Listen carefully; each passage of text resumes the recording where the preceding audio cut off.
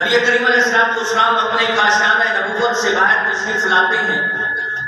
اور میرے مصطفیٰ فرماتے ہیں صحابہ کو دیکھ کے ما اجلسکم، توجہ رہے چند چیزیں ہیں انشاءاللہ آپ دعا دیں گے، لیکن یہ چیزیں آپ کے مسلک کے لیے، آپ کے یہ بیٹھنے کے لیے انشاءاللہ العزیز دلیلیں ہوں گی اور آپ کو یاد رہیں گی۔ طبرانی کی روایت ہے میرے مصطفیٰ گھر سے تشریف لائے، صحابہ کرام رضوان اللہ تعالیٰ علیہم اجمعین تشریف فرما ہیں، میرے مصطفیٰ فرماتے ہیں ما اجلسکم، اے میرے صحابہ کیوں بیٹھے ہیں؟ تمہارے بیٹھنے کا مقصد کیا ہے؟ وہ جو جمع غفیر بنا کے بیٹھے ہوئے تھے، میرے مصطفیٰ نے پوچھا ما اجلسکم، تمہارے یہ بیٹھنے کا اجلسہ لفظ جلسہ سے بھی ہے کہ تمہاری اس جلسہ کرنے کا مقصد کیا ہے؟ آگے جو جواب دیا ہے ویوں سنیو ان جملوں کو اپنے دل کی تختی پہ لکھ کے لے جاؤ۔ عرض کرتے ہیں جلسنا ندعو اللہ ونحمدہ علی ما ہدانا لدیننا ومن علینا بک، سوڑیا ہمارے بیٹھنے کا مقصد صرف اتنا ہے، اب اللہ کی حمد و ثنا بیان کر رہے ہیں اور کیوں بیان کر رہے ہیں؟ آگے جو تم بیٹھے ہو تمہاری اس بیٹھنے کا ایک دلیل بھی ثابت ہو رہی ہے۔ عرض کرتے ہیں سونیا جلسنا ندعو اللہ ونحمدہ، ہم اس لیے بیٹھے ہیں کہ اللہ کی حمد و ثنا بیان کریں اور اس کی تعریف و توصیف بیان کریں۔ کیوں؟ ومن علینا بک، کہ اس نے ہمیں دین ہدایت کی طرف رہنمائی فرمائی ہے، ہمیں دین ہدایت دکھایا ہے اور آپ کو بھیج کے ہمارے اوپر احسان کیا ہے۔ سبحان اللہ، نہیں آپ میرے مزاج کے مطابق سبحان اللہ نہیں کہہ رہے۔ سبحان اللہ، یہ تو روحانی محفل ہے کہ فرما رہے تھے کہ پیر سید منصور شاہ صاحب نے تشریف لانا تھا اور وہ کسی مصروفیت کی وجہ سے وہ نہیں تشریف لا سکے، تو ان کی جو روحانی تصرف ہے وہ تو ہمارے ساتھ ہونا ہے بھائی، کیونکہ مجھے قبلہ بتا رہے تھے کہ یہ قدرت اللہ خان صاحب اور ان کے صاحبزادے صاحب ان کے بڑے پیارے مرید ہیں، تو ان کی روحانی جو تصرف ہے وہ ہمارے ساتھ ہونا ہے۔ اب بات کو سمجھیے گا، کرسی کو کم اور بیس تھوڑی بڑھا کر کے اب توجہ رہے۔ میرے مصطفیٰ کے صحابہ کرتے ہیں سوڑیا ہمارے بیٹھنے کا صرف اتنا ہی مقصد ہے کہ رب نے جو ہمیں دینی ہدایت دیا ہے اس دینی ہدایت کی وجہ سے ہم رب کی تعریف و توصیف کر رہے ہیں، ہم رب کی حمد و ثنا بیان کر رہے ہیں۔ ومن علینا بک، اور آپ کو بھیج کے میرے رب نے ہماری اوپر جو احسان کیا ہے ہم اسی احسان کا شکر ادا کر رہے ہیں۔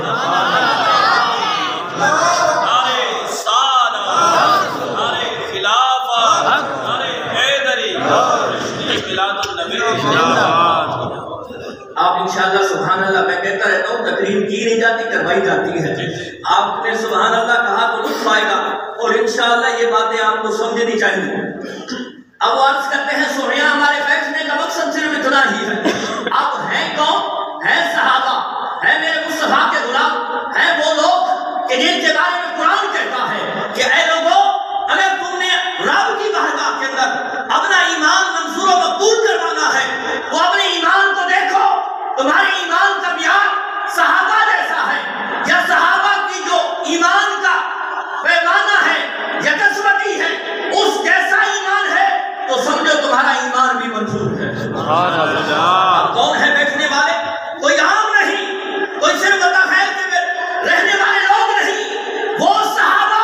کہ جن کے بارے میں میرے مصطفیٰ فرماتے ہیں لوگوں ایک صحابی جس نے صرف ایک لمحہ میری سنگت صحبت میں گزارا ہے،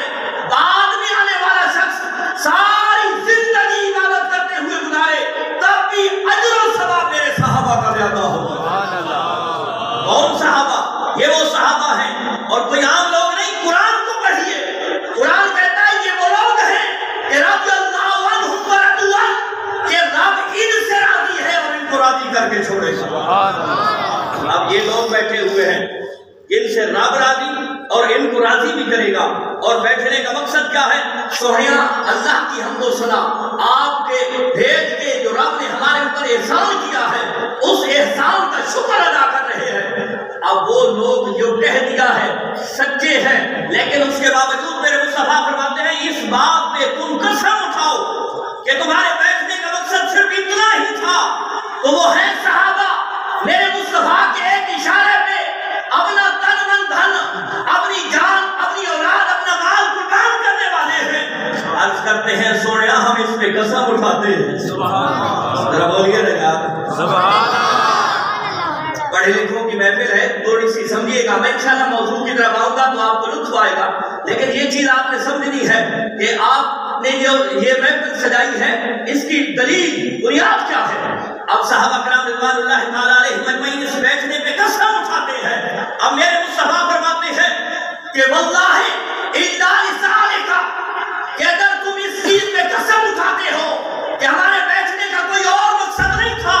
کوئی اور مقصد نہیں تھی، صرف اللہ کا ذکر اس لیے کر رہے ہیں کہ رب نے آپ کو بھیجا ہے، تو میرے مصطفیٰ فرماتے ہیں پھر اس کا اجر سنو، ان اللہ یباہی بکم الملائکہ،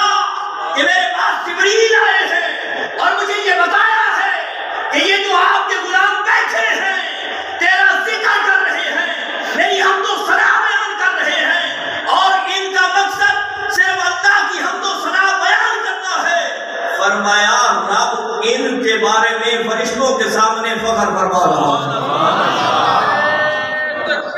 اللہ